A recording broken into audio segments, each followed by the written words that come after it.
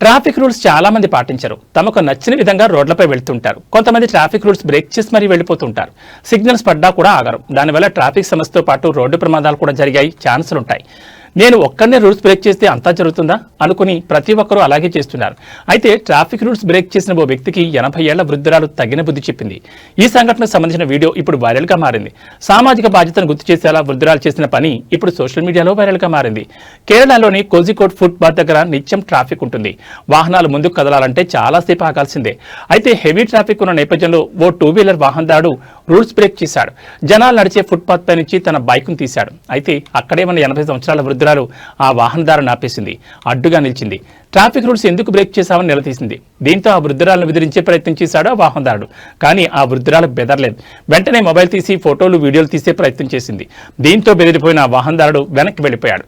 అందరిలాగా traffic rules పాటిస్తూ ముందుకు వెళ్ళాడు. ఈ సంఘటన ఇప్పుడు వైరల్గా మారింది. ఈ వీడియో చూసిన నెటిజన్స్ ఫిదా అయిపోతున్నారు. ఆమె ధైర్యానికి అందరూ మెచ్చుకోవాల్సిందే అంటున్నారు.